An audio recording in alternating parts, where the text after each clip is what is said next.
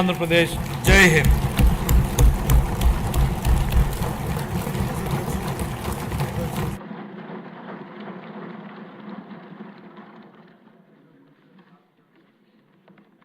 Thank you finance minister గారు, with in time close చేశారు. అందరికీ మనమండి 2 minutes. ఈరోజు ఈ బడ్జెట్ గురించి మీరంతా విన్నారు. ఇక్కడ ఎక్కువ మంది కొత్త సభ్యులు ఉన్నారు కాబట్టి 2 సూచనలు ఏంటంటే, దీని మీద మీ అందరికీ పూర్తిగా అవగాహన రావాలి. ఈ కష్టకాలంలో నేను చాలా బడ్జెట్లు చూసాం, చాలామంది సీనియర్ నాయకులు ఉన్నారు, చాలా బడ్జెట్లు చూసాం. ఈ కష్టకాలంలో చంద్రబాబు నాయుడు గారు, పవన్ కళ్యాణ్ గారు ఇద్దరు కలిసి నాయకత్వంలో ఒక మంచి బడ్జెట్ని ప్రవేశపెట్టారు. ఎందుకంటే కష్టకాలంలో మిగతా రోజులు వేరు, నష్టపోయిన రాష్ట్రంలో ఈ బడ్జెట్ గురించి ప్రతి ఒక్కరికి కూడా పూర్తి అవగాహన కావాలి. ఇక 2 రోజులు టైం ఉంది మనకి. రేపు ఎల్లుండి కూడా సెలవు ఇస్తున్నాం, మళ్ళీ మండే వస్తాం మనం. 3 days దీని మీద డిస్కషన్ ఉంటుంది. మీరు ఏదో మాట్లాడడం కోసం కాదు, మీకు అవగాహనతో, పూర్తి అవగాహనతో ఈ సబ్జెక్ట్ మీద మీరు ఇక డిస్కస్ చేయాలి. దానికోసం మీరు ప్రయత్నం చేయండి.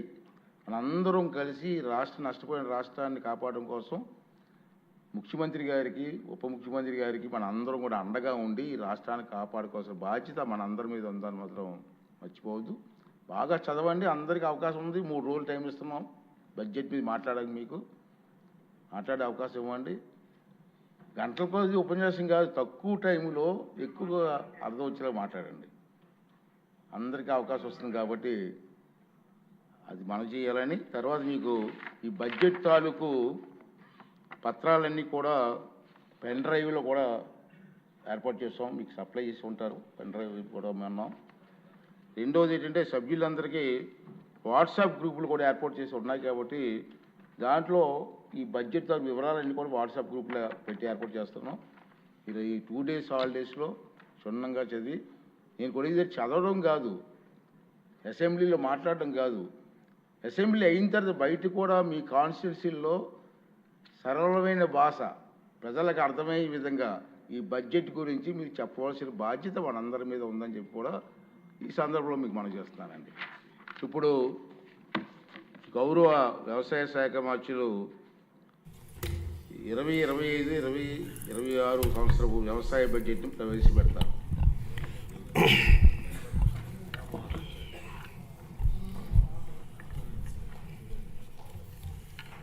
గౌరవ సభాపతి గారు, గౌరవ ముఖ్యమంత్రి వర్యులు, గౌరవ ఉప ముఖ్యమంత్రి వర్యులు, గౌరవ సహచర మంత్రివర్గ సభ్యులు, గౌరవ సభ్యులందరికీ నా హృదయపూర్వక నమస్కారాలు తెలియచేస్తున్నాను. దేశానికి అన్నం పెట్టడం కోసం అహర్నిశలు కృషి చేసే రైతన్నలకు మనసారా నమస్కరిస్తూ వ్యవసాయ బడ్జెట్ ప్రవేశపెడుతున్నాను. ఒక దేశ